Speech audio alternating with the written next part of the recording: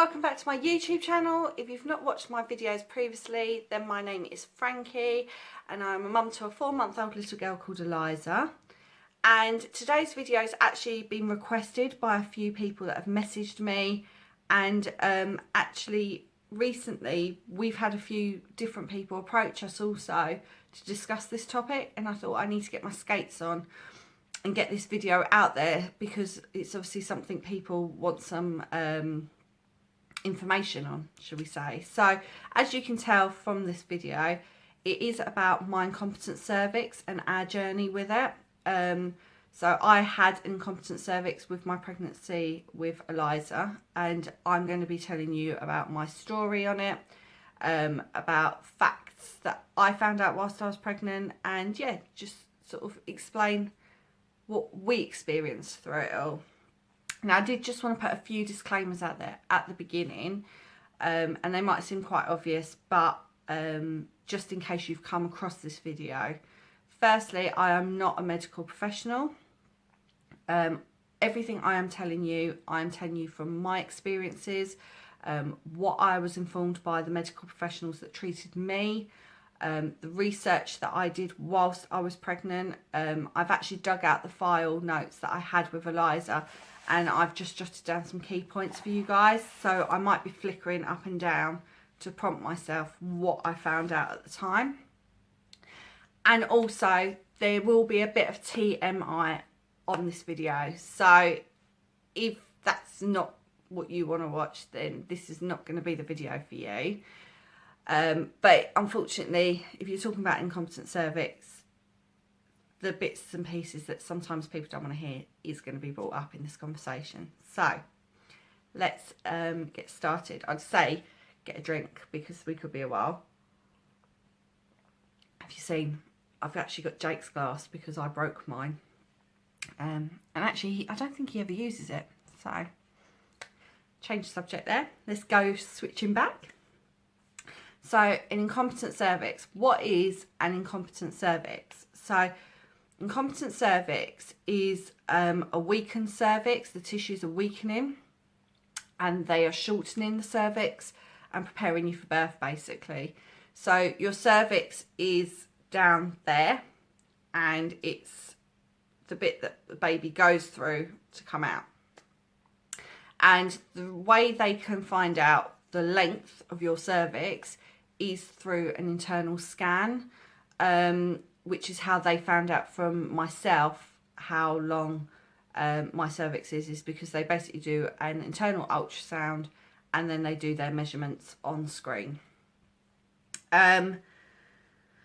So basically there are a few, shall we say, symptoms they can associate with incompetent cervix. And I do have to stress right here and now, I never knew I had an incompetent cervix till I was scanned. It was news to me. But now in hindsight, I could definitely link a few of these symptoms up. But then as I list these symptoms, you will probably say exactly the same as what I did whilst I was pregnant, which is they're very similar to what you would have in pregnancy. So the symptoms that they asked me whilst I was pregnant were, did I have any pelvic pressure, backache, abdominal cramps, discharge, or Braxton Hicks? Pelvic pressure I definitely had, but I was a very big pregnant person, as in my bump was big. I looked heavily pregnant at 20 weeks. So for me, I associated the pelvic pressure just with the size of my bump, hence the backache. So that sort of, in my mind, eliminated those two as pregnancy related symptoms. Abdominal cramps, I hadn't had too many that I would have been concerned about. I would have put the abdominal cramps in with the backache, you know, and you feel sluggish, you do feel uncomfortable, you feel heavy. So everything's aching because all your joints and muscles are relaxing, ready to prepare you for this baby that's growing and labour. Discharge is also something I wouldn't have said I would have said there was lots of. They kept asking this. No different to what I'd had all throughout the pregnancy, which is obviously a little bit more than you would have normally. So for me, I didn't really sort of tick that box. And the Braxton Hicks, now this is the interesting one. I had my scan at 22 weeks when I found out, and I actually mentioned about Braxton Hicks at about 20 weeks, and my boss, she said to me, it's far too early for Braxton Hicks. And she said it more than likely is just your aches and pains with everything getting bigger, because we were at lunch having a chat about it. And I thought, oh, okay. And when I went in for the scan, it did tie in, and it was Braxton Hicks. So I would say that if you feel you're having any form of Braxton Hicks early on in your pregnancy, do go and speak to a medical professional and get it checked. That would be my only key symptom that I thought that could have bought me a couple of weeks if I'd actually bothered to go and ask even a midwife about it at the time. So I'm going to start off with what happened and when we found out and things like that and what we'd researched. So I am going to be flickering.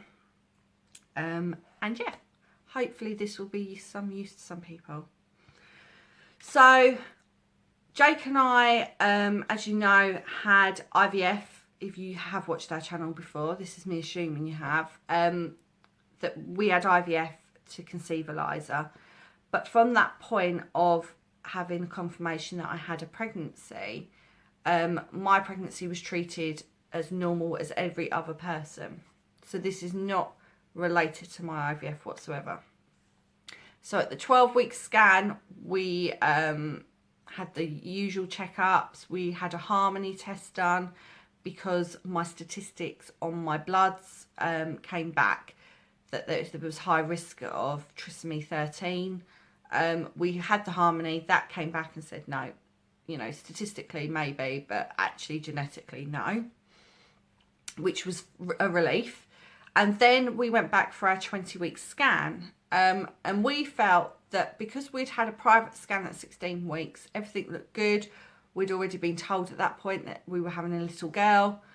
We thought that we'd be going just for further checks to check that she's growing at the right rate. And we were really excited about this scan because we'd had a rough 12-week scan. We'd had a fantastic 16-week scan being told it was a girl. And yeah, for this scan, we just thought it'd be very similar to the 16-week. So the first thing that I would say is we found out through our hospital that we were having an internal scan done for the cervix because I had agreed to a trial when I was initially first pregnant. So I am under King's College Hospital, and it's not standard procedure for them to measure cervix.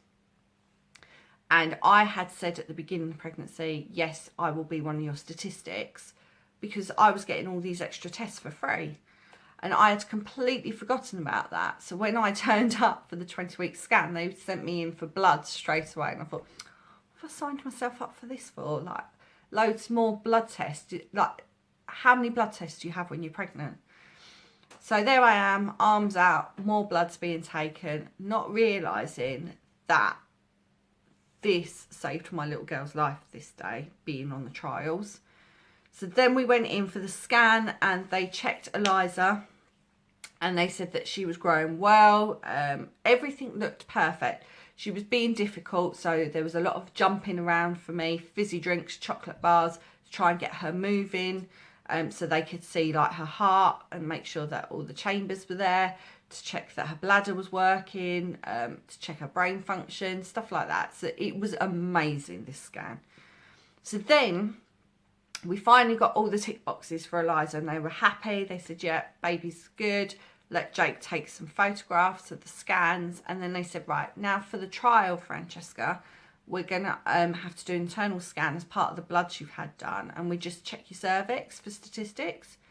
So that's fine. And, you know, I've had endless internal scans done through the IVF. So for me, you just get used to it. You really do. Just close your eyes, don't imagine people are there, and just get on with it. So anyway, go ahead to have the internal scan done, and the whole atmosphere of the room just changed. And Jake and I really panicked at this point because it just went quiet. And then they were like doing lots of clicking noises on the screen, and I could see my cervix on the scan, which was just almost like a black mass. And then they were like measuring, like, so the jagged yellow lines were going up and all these figures were darting about. And then what felt like 20 minutes, I'm sure was probably 5 or 6 minutes. The doctor turned to me and said, your cervix is shortened, and you could go into labour at any point. So we need to, you know, deal with this right here and now. And Jake and I just were like, what? Because we'd never even heard of any of this. I never even thought about this at this point. And they turned around and said, you have what we call an incompetent cervix. So they then asked us to go into another room, and they sat us in this little box room for ages. And I'm not kidding you, probably an hour and a half. And there was no reception, so I couldn't check on my phone on Google, which probably was a good thing about incompetent cervix. And I just thought, I've got to find something out, what's going on. So at that point, Eliza's crying. I will be back. Right, everyone, sorry about that. So I'm back. And where were we at? We were at about the white room. So that's Eliza, you can hear in the background. She is awake now. So the consultant came in and said she'd been called over because she'd heard that my cervix was measuring at 6 millimeters. I had a condition now called incompetent cervix, and that we had a few options. We had an option where we don't treat it, we just see if nature is on our side. We could go down the progesterone route, which is non-invasive, and is a pessary, which is the same pessary I used during IVF. And they could give me that every day, twice a day, to hopefully encourage the cervix to strengthen and not shorten further. And my other option was to have a cervical stitch done, which would tie up the cervix shut to stop it opening and contracting, which obviously would mean the engagement of labour. The problem with the stitch is they didn't want to go with that because it would be invasive. If they pierced the membranes, I would then go into labour, and at 22 weeks pregnant, Eliza would not make it. And they said for the risk factor, they would recommend doing progesterone. But they gave us the choice, and that really scared the life out of me because we didn't even know about incompetent cervix till about an hour before when they told me in the scan. And I just kept saying to the doctor, I don't know what to do. What would you do if you were in my position? And she didn't really want to tell me. And in the end, she said, you know, because obviously Eliza was my responsibility at that point. And she said, I would try for the week on progesterone. Let's hope that your cervix remains where it's at, maybe even grow slightly. And then we know that that would work, and we'll rescan you next week. She said, and then we'll assess the situation completely all over again. So for the whole week, I panicked. Every little niggly pain, I was thinking, oh my God, am I going into labour? And I was really like, just terrified. I wasn't sleeping, and that appointment seemed to drag for ages before I'd go back to King's for the further scan. So we went back in the following week. The consultant was there to meet us at the waiting room and said, right, come through. I want to scan you. And she scanned me, and she said to me, right, this isn't looking good. She said in some of the measurements it's coming up at 3 millimeters. Sometimes some measurements it's coming up at 4. She said, but it's definitely below 5 millimeters. She said, so your cervix is shortening still. And I just thought, what are my options now? And we got sent back to that little room, and we were told, you know, to have time to think about it. And I really would say this was my only complaint with King's, was their care during that sort of time. To be put in a blank box room with nothing on the walls, a window that was like that big, you've just been told awful news, and then you're sort of enclosed in this small room. Yeah, they need to think about that one. But she came back and she said, look, we went through the options last week.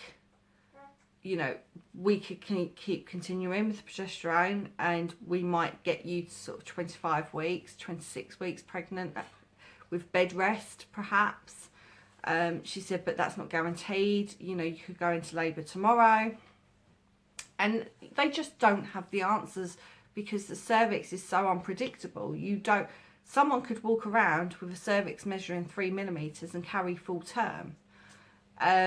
So anyway, I said to her, I was devastated at this point. I was floods of tears. Jake was just telling me, you know, you do what you think's right. I will back any decision you want.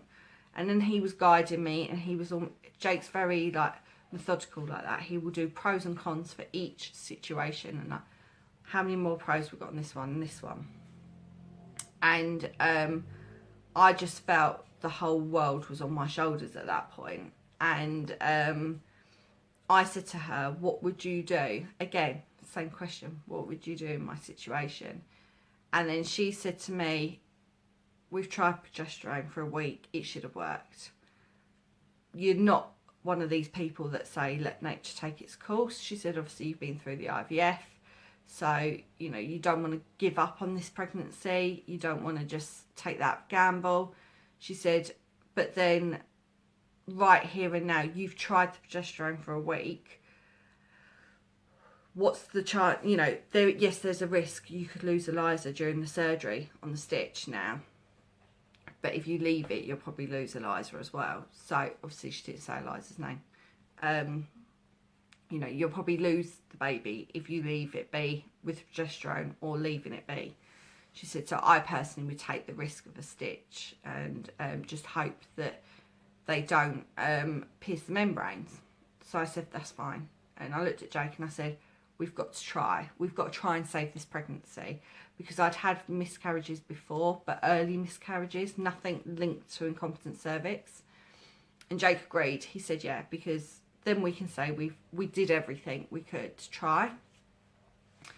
And she called up the surgeon and he said, bring her in tomorrow morning. She has to be here at 7. And this was like late afternoon anyway. So she said, right, you need to go home. You need to speak to work, because I want you to have this operation and then go on to complete pelvic bed rest. She said, now there's no proof to show pelvic bed rest helps or makes things worse. She said, but you're fighting gravity. So in my logical opinion, I think you need to help this stitch as much as possible if you get that stitch. So she said, you need to speak to work. So I called my boss, explained what had happened in the scan, said that I was going in for surgery, emergency surgery, the following morning. And she agreed with me, my boss, that I needed a bit of time to recover from the surgery. So I had a few days where I was signed off sick, and then I would be able to work from home, because my boss also knew that I'd gone through the IVF. She'd sort of been there through it all, so she knew what we'd done to get to this point. And she said, you know what, you can do all your work from home. Okay, yes, you're not in the office to face people face to face, but do what you have to do. So and I was very lucky with that, because I know some employers just wouldn't have that attitude.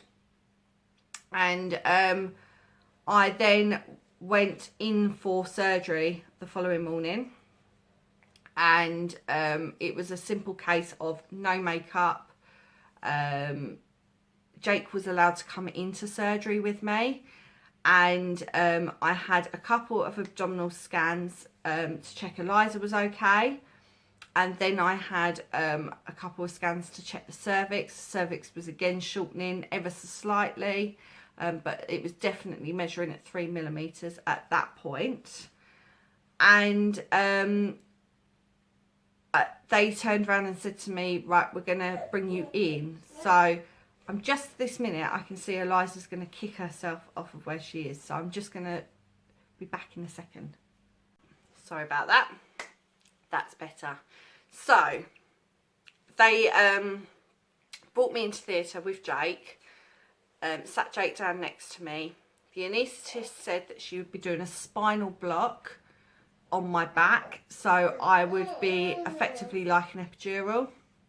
It would be inserted through the back in a needle, bless you, and that I would basically just feel completely numb. So I bent over on the side of the bed, she inserted the needle, and it was discomfort. I wouldn't say painful, I would definitely just say uncomfortable. And then I started feeling cold spreading all across my back.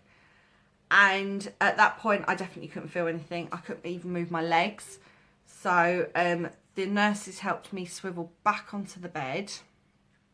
And then they tilted the bed up. So my legs and my bum were high up in the air. And my head was down here. And they proceeded to do the stitch. So I was very much awake through the surgery, and Jake was there next to me to distract me, to talk to me, and I would say surgery probably was about 15 to 20 minutes. The main surgeon, top surgeon, came over afterwards and said that I was very lucky to have had the stitch possibly done. Because my cervix was extremely short. He said it was a very tricky procedure. But he also said, I think we've bought ourselves some time here. And then I was wheeled off to recovery. Recovery was pretty standard. All I had to do was just wait to get feeling back in my body, be able to go to the toilet again. And then they discharged me that evening. And then I went through about 12 weeks of bed rest, pelvic rest, where I didn't go out at all. I didn't do any shopping at the weekends for food. Jake did all of that. I didn't have any baths. You weren't allowed to have sex. There was just a whole list of things you couldn't do, because obviously having an orgasm would shorten the cervix. A bath can also shorten the cervix, and you need to encourage the cervix to just stay still. And after the surgery, my cervix was measuring 1 centimetre. So, and what I actually have the statistics here, you might want to know. So basically, a normal cervix that's not pregnant will be measuring between 4 to 5 centimetres. At 16 to 20 weeks, it should be measuring between 4 to 4.5 centimetres. At 24 weeks, it should be measuring between 4 centimetres to 3.5. So you see, mine was measuring at the first scan at 6 millimetres and then went down to 3 millimetres. So I was very close. And then between 32 to 36 weeks, it should, a normal cervix, be between 3.5 to 3 centimetres. Now, people can have short cervixes and continue normal life, but how many people that is, we don't know. So yeah, I went through 12 weeks, and every week I was being measured. So that was the only time I'd get out of bed to do something. I'd get a cab to take me to King's, and I'd be measured, and they would measure my cervix to make sure it was still definitely at the 1 centimetre. At 30 weeks pregnant, I got the green light and was told, should Eliza, whingy Eliza, as we can hear at the moment, be born now, then they would be able to support her and help her, and she would just need some help with special care. So I was told I could go back to work, I could do reduced hours in the office, and hopefully see how long this pregnancy lasts. So at 30, just approaching 31 weeks pregnant, I went back to work and I commute in the city. And I was going in early in the morning, so I was avoiding rush hour by getting the like 7 o'clock train, 7:30 train, and then I was leaving the office at 4 o'clock. And this continued for about 3 weeks, and I went to work one day and caught the train at about 4:30, maybe coming up to 5 o'clock actually. It was a really busy train, and I remember standing because nobody gave their seat to me, but didn't think anything of it because I knew that was my last day in the office for that week. And so I just stood on the train, felt heavy underneath, but nothing, I know, but nothing different out of the ordinary. And then drove home and got to my front doorstep at 30, I think I was 33 weeks and 6 days.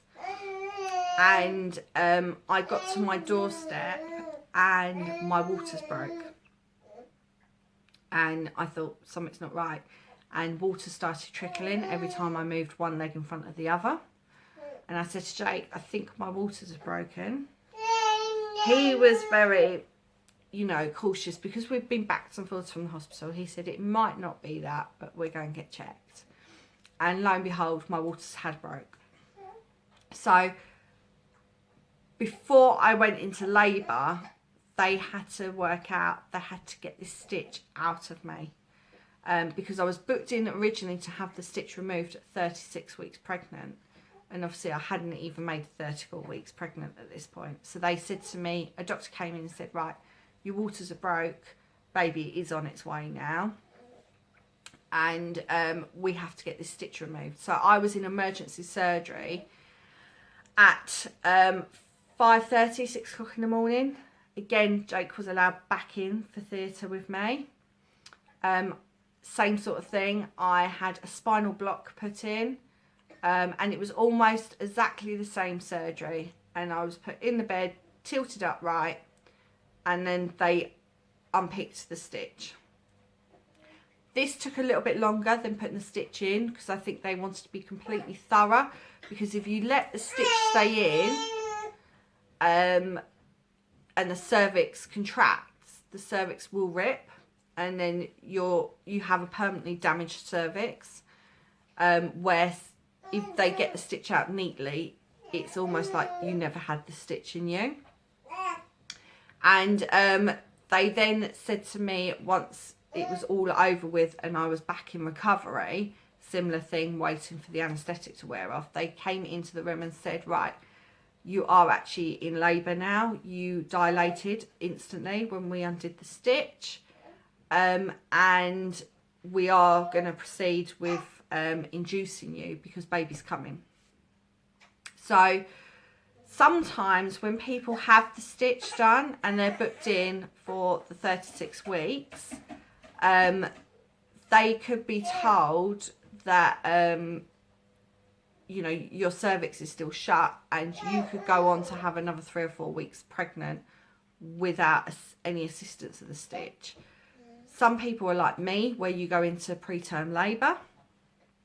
Some people may have the stitch and unfortunately it doesn't work. That I don't hear of so often. I'm going to go and get a little miserable because otherwise you're just going to hear her moaning. We're back, and I'm really sorry I've got to hold Eliza because otherwise she will not stop moaning.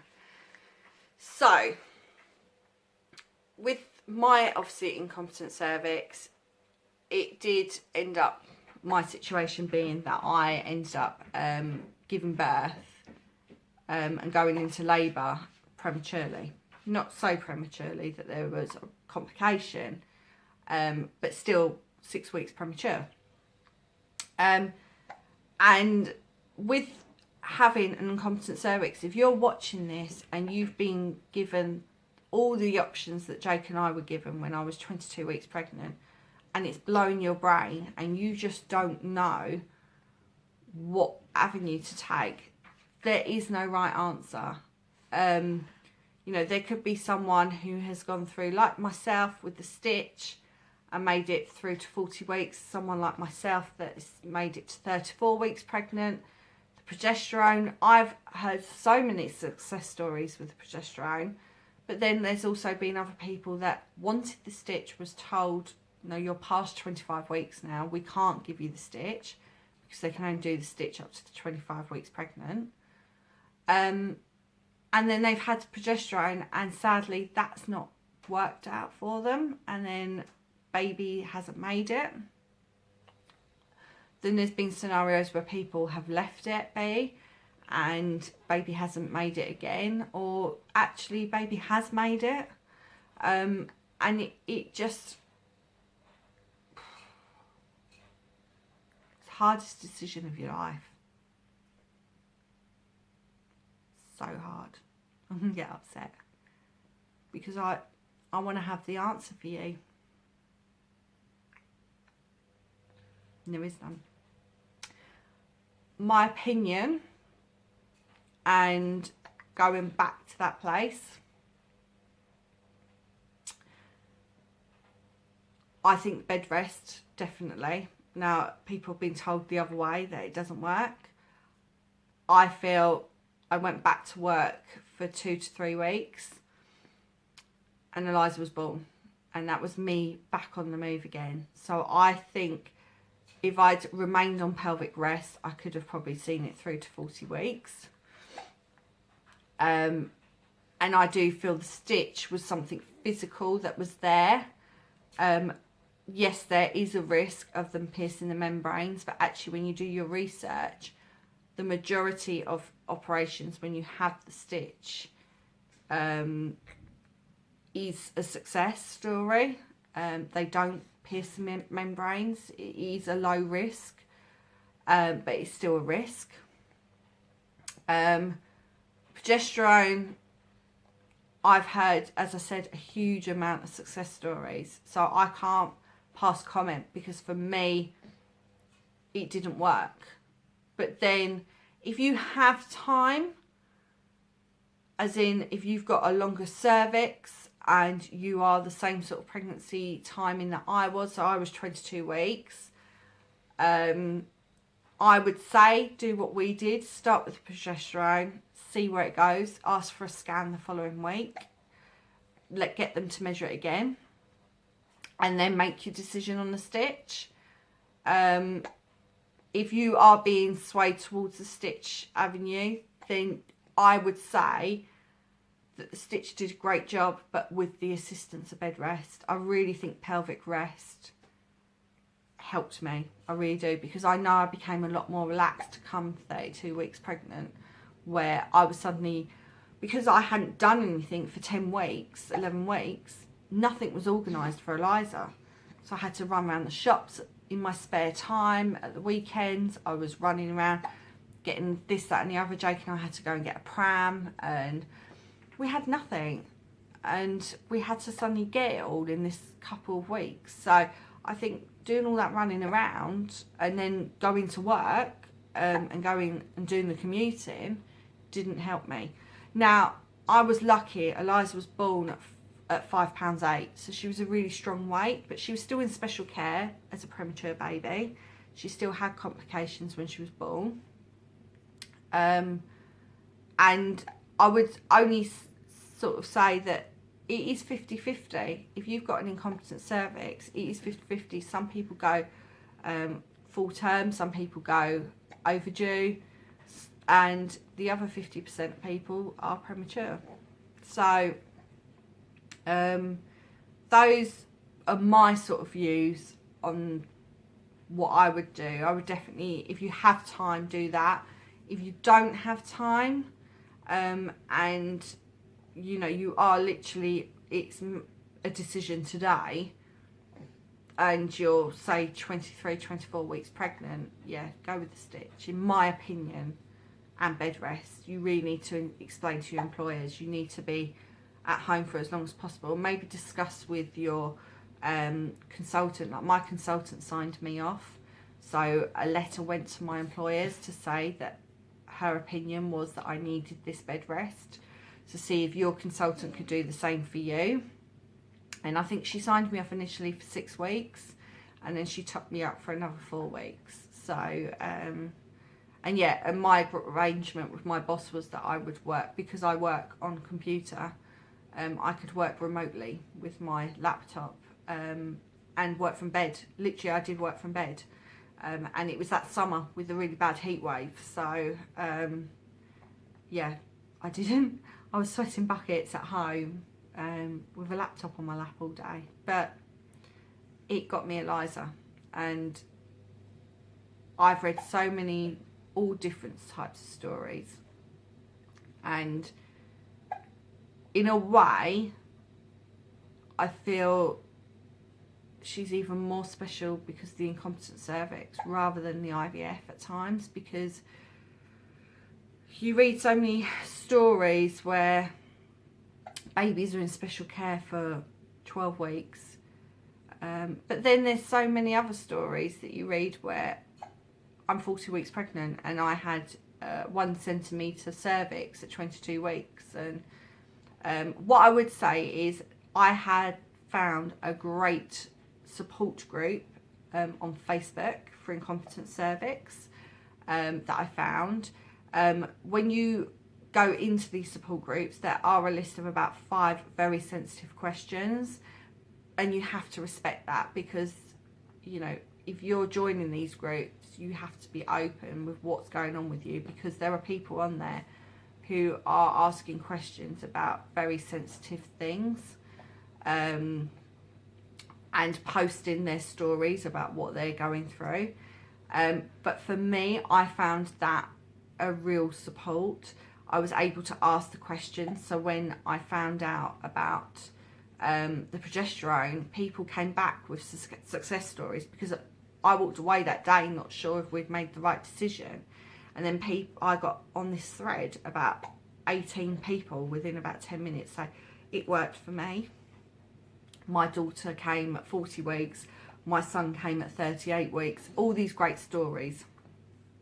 And then when I was told that I would have to have the stitch, I went back on and asked the question about who had been through the stitch. What should I expect during surgery? And I got the same response again. So if you are in that situation, do try and reach out to these support groups, because there are people going through it at the same time as you, or have been through it, and will be able to give you words of encouragement. And if you are watching this video and are going through an incompetent cervix, then my heart absolutely goes out to you, and I wish you every hope. I really do. And if you're watching this because you know someone that's going through it and everything, put your arms around them, give them a hug, because they will need it, because it is a tough time. And yeah, and if you're watching it just to find out our story, there it is. And I hope that people don't watch this and get the hump that we've got Eliza, or, you know, I'm a little bit, I didn't really want Eliza in this video, but I can't leave her to be upset, because I know it's a sensitive subject. But yeah, and if anyone has any questions, I have no issues discussing this, so please reach out to me. You can find me here if you want to leave something in the comments box.